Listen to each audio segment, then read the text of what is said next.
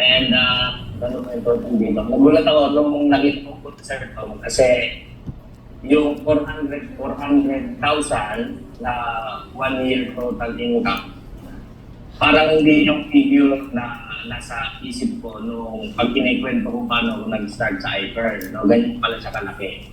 So 400,000, kasi ang nakwento ko na lagi dati is yung mabilis nung nag-resign ako, which is yung income ko ng October na 146,000 pesos. Yan na po, yan parang pag kwento ako doon sa aking journey kay iPern, then nakaagad sa 147,000 pesos. Kaya nung nakita ko rin ako, kumita pala ako ng 400,000 during my first year as a part-timer kay iPern, no?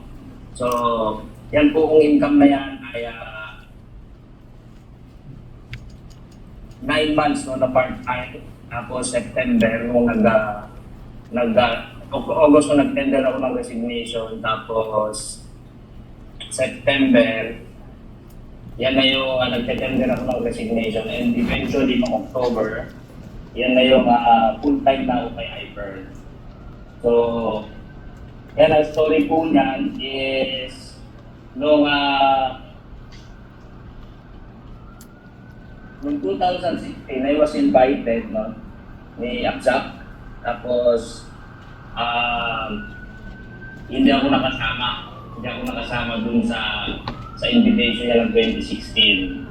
And nagulat ako no, after 2 years na nagmamasid, nakita ko nga si Abzak, sila Abdes, is kumikita na po ng malaki.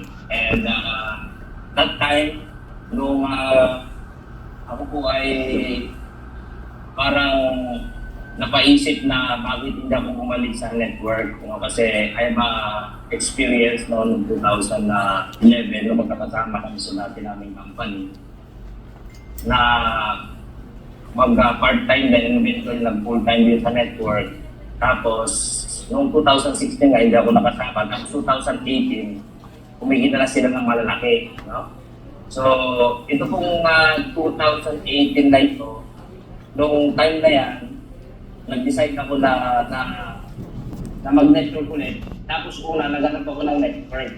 Naghanap ako ng mga company, umikot ako, tinap ko yung mga dati kong upline, tinap ko yung even yung mga kakilala ko na, umikot ako sa Quezon App, umikot ako sa Ortigas, and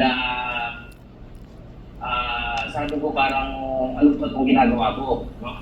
Umikot ako sa company, tapos unlike din naman yung mga company na nakikita ko. Yung very similar dun sa naging company ko dati. Meron ako napuntahan dati sa Quezon Hub na company na pasimula pa lang. Hindi ko alam kung nagsimula sila. Pero pasimula pa lang, nag-open pa lang yung office. Tapos nung siguro after mga 4 hours ako doon, pagbaba ko dun sa office nila, bigla ako napaisip.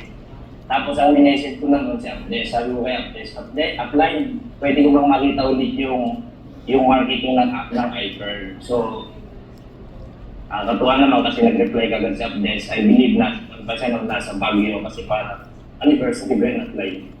Anniversary ba yun nun? Nung parang nasa Baguio kayo. No? So parang gano'n yung story. Tapos, since night shift ako, si Applied Desk yung pumunta, parang 12 midnight during my lunch break. Tapos sabi ko ready na ako mag-start apply no, after na i-present yung marketing plan. Tapos sinanong niya ako, sabi niya, di ba yung invite ka sa natin? Sabi ko, yes Applied. Sabi ko, paano yan?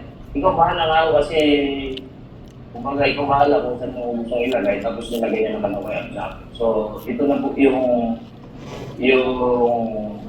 start ng March. Kumbaga talagang decide na ako mag-network nun. Ang sinabi ko lang nun is walang usapang magre-resign. Part-time lang talaga ako, walang usapang magre-resign. Kumbaga yung base ko, yun yung hindi ko sa pag-network.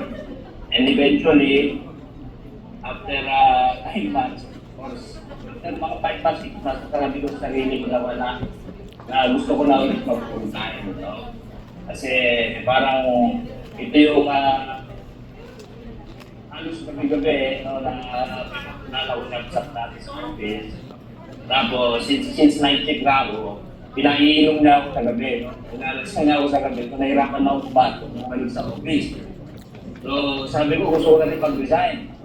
So, ito na po yung 7 months, 8 months. Yung October, yan na yung first month na ako po ay full-time. Tapos, tuloy-tuloy na po ito. Noong November, noong December, yan, malalaki na yung naging income ko. And ang pinakakarugtong po niya, yung lagi yung kinikwento, yung January, I was awarded as team builder. February, kumita ako ng, I believe, 200 or 300,000. And March, team manager ako ng March, kumita ako lang 300,000. So that's already 1 million pesos. Tapos noong May, yun na yung naging field vice president ako. And that same year, yung senior field vice president. So yun po yung naging journey ko kay Iper.